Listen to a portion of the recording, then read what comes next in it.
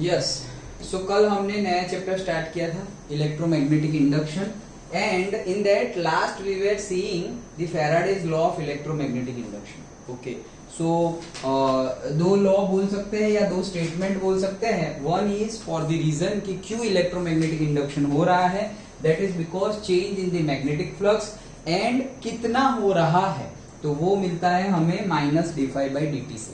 Okay, मतलब change in the magnetic flux मतलब d∅dt, और माइनस साइन ऑपोजिशन नेचर की वजह से है, जो हम नेक्स्ट थियरी में पढ़ेंगे लेंज लॉ में कि ऑपोजिशन नेचर क्या है. Okay, so that is E is equals to minus d∅dt. ये थोड़ा हमने फास्ट में ले लिया था, जस्ट क्विक रिविजन कर ले तो E is equals to minus d∅dt है कोई भी प्लेन में से जितनी मैग्नेटिक फ्लक्स चेंज हो रहा होगा उसकी वजह से.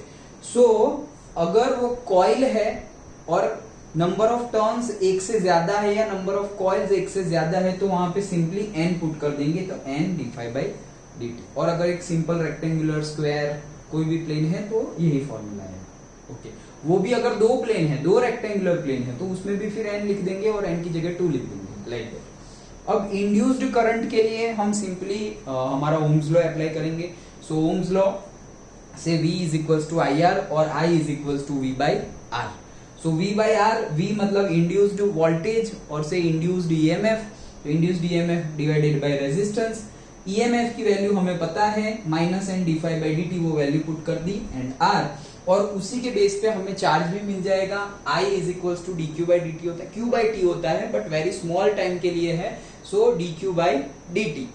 dq/dt है तो I की वैल्यू dq/dt रखी और I की वैल्यू माइनस nr d∅dt भी है, dt कैंसिल, सो dq की वैल्यू आ गई minus n/r dq. So dq induced charge dq is equals to minus n/r d∅.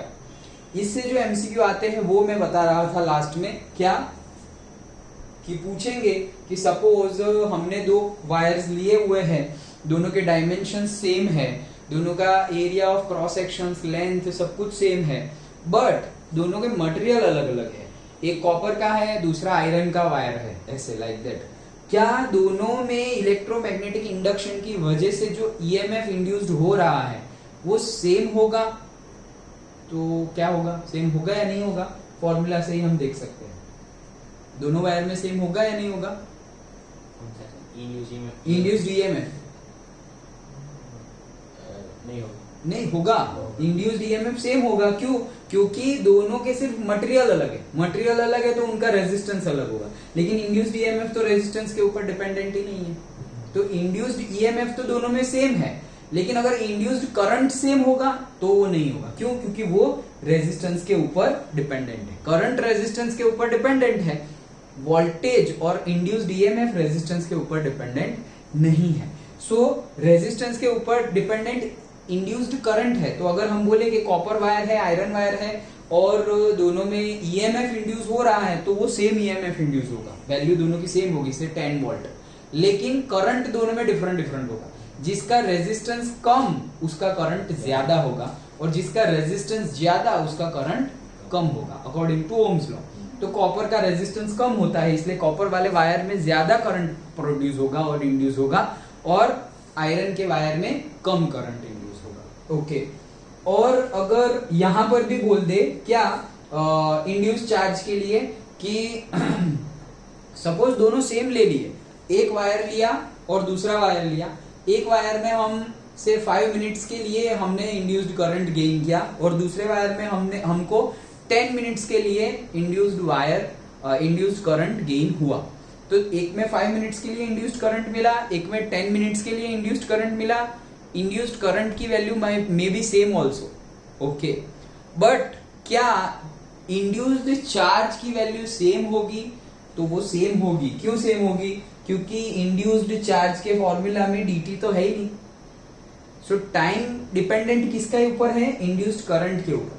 5 minute में इतना, 10 मिनट में इतना, करंट ज्यादा बड़ा होगा. ओके, वोल्टेज भी ज्यादा बड़ा होगा क्योंकि वो भी टाइम डिपेंडेंट है.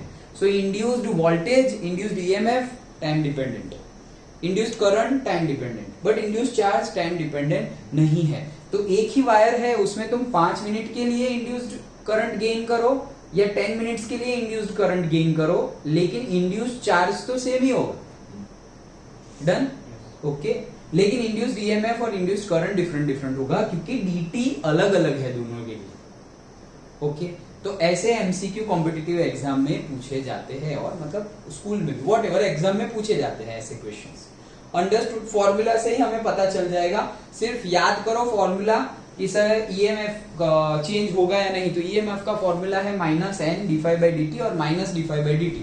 उसमें रेजिस्टेंस तो आ नहीं रहा है तो रेजिस्टेंस के ऊपर डिपेंडेंसी नहीं है, उसमें टाइम आ रहा है तो टाइम के ऊपर डिपेंडेंसी है, उसमें फ्लक्स आ रहा है तो फ्लक्स के ऊपर डिपेंडेंसी है, उसमें नंबर ऑफ टर्न्स आ रहा है n तो उसके ऊपर डिपेंडेंसी है, जो नहीं है उसके ऊपर नहीं है, दैट्स इट, ओके। तो सारे फॉर्मूला सिंपली ही है, ओके। ये हमने लास्ट में देखा था, एंड नाउ उसके बेस पे हम एक न्यूमेरिकल डिस्कस कर रहे हैं। आई थिंक ये बुक का थर्ड और समथिंग सेकंड और थर्ड न्यूमेरिकल है, okay. You can check, book के न्यूमेरिकल हम सारे करेंगे ही, लेकिन ये भी बुक का ही न्यूमेरिकल है, ओके।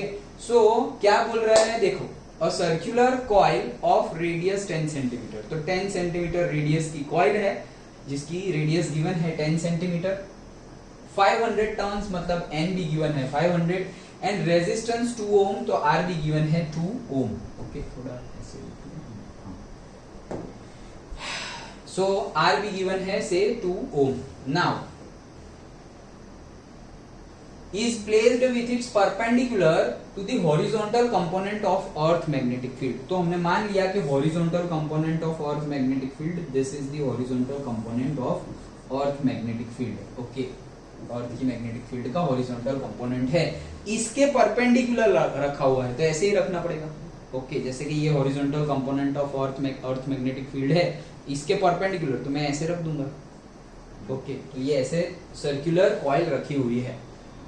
आगे, it is rotated about it's vertical diameter through 180 degree in 0.25 second. अच्छा चलो, पहले अगर मैंने ऐसे रख दिया तो उसका एरिया वेक्टर कैसे होगा? एरिया वेक्टर तो ऑलवेज परपेंडिकुलर होता है।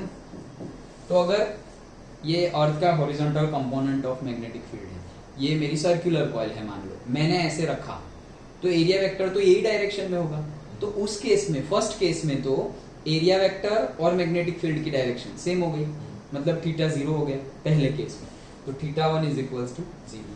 अब क्या बोल रहे हैं वो, it is rotated about it's vertical diameter. तो इसका वर्टिकल डायमीटर देखो, अगर सर्कुलर लूप हो तो ये हॉरिजॉन्टल डायमीटर है और ये वर्टिकल डायमीटर है, तो ये उसका से वर्टिकल डायमीटर है।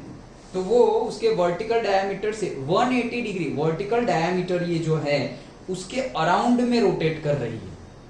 जैसे अगर मैं ऐसे ऐसे रोटेट करूं तो क्या बोलेंगे, हॉरिजॉन्टल एक्सिस के थ्रू रोटेट कर। इसको ऐसे ऐसे रोटेट करें तो हम क्या बोलेंगे, वर्टिकल एक्सिस के थ्रू रोटेट कर रहे। तो वही बोल रहे हैं कि वर्टिकल डायमीटर जो है उसके अराउंड में रोटेट कर रहे हैं, मतलब ऐसे ऐसे रोटेट कर रहे हैं। डन। तो ये हमारी कॉइल थी, अब वो वर्टिकल डायमीटर है उसके अराउंड में 180 डिग्री से रोटेट कर रहे हैं। देखो ये ऐसे ही रखो इसको, ओके, ये ऐसे है। अब मैग्नेटिक फील्ड की डायरेक्शन ये है, उसको भूल जाओ। अभी ये क्या है, ये है मेरा से एरिया वेक्टर, तो एरिया वेक्टर ऐसे है। अब मैं 90 डिग्री से रोटेट करता हूँ, ऐसे हो गया 90 डिग्री, और 90 डिग्री 180 करना है, ऐसे हो गया 180 डिग्री, ओके। एरिया वेक्टर कहां चला गया, ऐसे 180 डिग्री, मतलब exactly opposite to the earth magnetic field. Earth की मैग्नेटिक फील्ड का हॉरिजॉन्टल कंपोनेंट है, उसके एग्जैक्टली ऑपोजिट हो गया। तो मतलब थीटा 2 कितना हो गया, 180 डिग्री। पहले 0 था और अब कितना हो गया, 180 डिग्री। Done, okay. आगे क्या बोल रहे हैं, और वो रोटेट हुआ ना, ये ऐसे करके ऐसे रोटेट हुआ, उसमें टाइम कितना लगा, 0.25 सेकेंड। तो बहुत छोटा सा टाइम है, dt is equal to 0.25 second. इतनी वैल्यू तो हमें गिवन ही है। Then estimate the magnitude of the EMF, हमें ईएमएफ फाइंड करना है, okay. And current induced in the coil, हमें करंट भी फाइंड करना है, okay. Horizontal component of earth magnetic field की वैल्यू गिवन है 3 × 10⁻⁵ टेस्ला। डन, सिंपल है, इतनी चीजें हमें गिवन है। अब हमें ईएमएफ ढूंढना है, तो ईएमएफ का फॉर्मूला तो हम जो फैराडेज लॉ से हमें मिला है, E is equals to -dφ/dt, ये हमारा फॉर्मूला है। अगर कॉइल है तो n dφ/dt लेना है, लेकिन अगर यहां पर बोला ही नहीं है कि नंबर ऑफ गिवन है 500, तो फिर हम फॉर्मूला क्या लेंगे, -n d5 बाई dt। और अगर n गिवन नहीं है तो हम n इज इक्वल्स टू 1 ले लेंगे, नहीं गिवन है तो 1 ले लेंगे, गिवन है तो minus N d5 by dt। अब माइनस एन तो है, n की वैल्यू है, dt की वैल्यू है, d5 की वैल्यू भी तो है phi 2 एंड phi 1। क्यों, कैसे, मैग्नेटिक फ्लक्स, phi मतलब मैग्नेटिक फ्लक्स, वो भी कल हमने देखा था, phi is equals to ba cos theta. तो पहले कंडीशन में ba cos थीटा मतलब ba cos थीटा, और इसके लिए भी ba cos थीटा, दोनों फाइंड करना है। तो देखो a तो हमारे पास हो जाएगा, क्यों, सर्कुलर कॉइल है, रेडियस गिवन है तो एरिया तो मिल गया, b ऑलरेडी गिवन है, थीटा भी गिवन है, सब कुछ ही तो गिवन है। तो फाइंड करते हैं, देखो minus N d5 by dt।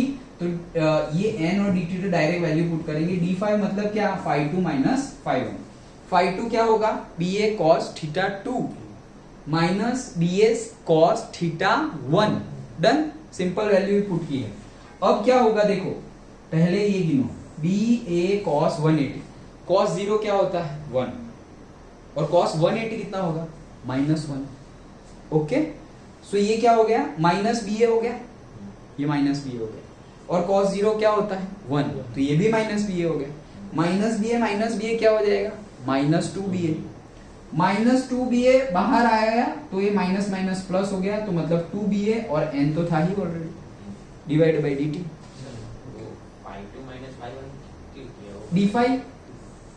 d5 मतलब change in the flux, delta phi बड़ा डिफरेंस हो तो d5 बहुत छोटा डिफरेंस हो तो phi 2 माइनस phi 1 में छोटा है, क्या वो डिफरेंस ही है, डेल्टा फाई लिखो d5 लिखो, है तो डिफरेंस ही। डेल्टा हम कब यूज करते हैं, जब बहुत बड़ा डिफरेंस हो, जैसे डेल्टा t तो t2 माइनस t1, तो बहुत बड़ा डिफरेंस हो, जैसे भाई 300 और 200 तो 100 का डिफरेंस, और बहुत छोटा डिफरेंस हो तो हम d यूज करते हैं, डिफरेंशिएशन वाला। ओके, तो है तो वो phi 2 माइनस phi 1 है, सो d5 मतलब phi 2 माइनस phi 1 हमने वैल्यू पुट कर दी, डन। ओके, नाउ ये सब वैल्यू हमारे पास है, 2 n की जगह है 500, b की जगह है 3 इंटू 10⁻⁻⁵। एरिया वेक्टर गिनना है, सर्कुलर कॉइल है, सर्कुलर कॉइल का एरिया कितना होगा, पाई आर स्क्वायर। ओके, तो पाई आर का स्क्वायर, यहाँ पे ध्यान देना r हमें गिवन है 10 सेंटीमीटर, उसको मीटर में कन्वर्ट करना, अदरवाइज आंसर गलत आएगा। ओके, सो 10 सेंटीमीटर है तो तुम लिख सकते हो 10 into 10⁻⁻² metre, which is 0.1, done. Okay, तो वो मीटर में कन्वर्ट करना, ये मीटर में कन्वर्ट कर दिया, डिवाइडेड बाय dt, वो सेकंड में है। ओके, सारी वैल्यू पुट कर दी, then we will get the answer. Simply calculate करना है और कुछ नहीं। नाउ करंट भी फाइंड करना है, तो ओम्स लॉ से V is equals to IR, therefore I is equals to V by R, therefore E by R। E की वैल्यू हमने ढूंढ ली है और R की वैल्यू गिवन है 2 ओम, तो जो भी आंसर आया है उसको डिवाइड बाय 2 करोगे तो हमें करंट भी मिल जाएगा, डन। सिंपल था न्यूमेरिकल, क्या है, हमें सिर्फ सारी वैल्यू गिवन है और बोला है EMF फाइंड करो और करंट फाइंड करो, फॉर्मूला में वैल्यू पुट करनी है, नया कुछ भी नहीं है, सिर्फ हमें चेक करना था d5 कैसे ढूंढते हैं। तो फाई का फॉर्मूला तो हमें पता है, ba cos थीटा, हमारे पास b भी है, a भी है, और θ1 और θ2 भी है, तो हम डेल्टा फाई और d5 फाइंड कर सकते हैं। ये दूसरी इंपॉर्टेंट बात ये है यूनिट कन्वर्जन। ओके, तो यूनिट कन्वर्जन में 10 सेंटीमीटर को कन्वर्ट करना नहीं भूलना है, और वर्टिकल डायमीटर जो है उसके अराउंड में रोटेट हो रही है कॉइल। ओके, तो ये वर्टिकल डायमीटर ये है। ओके, हम ऐसे ऐसे नहीं रोटेट कर रहे, हम ऐसे ऐसे रोटेट कर रहे। ओके, सिंपल था। तो यही न्यूमेरिकल बुक में आई थिंक एग्जांपल 3 और 4 है, कौन सा है, 3 है। Okay, done. ओके, चलो नेक्स्ट एग्जांपल देखते हैं।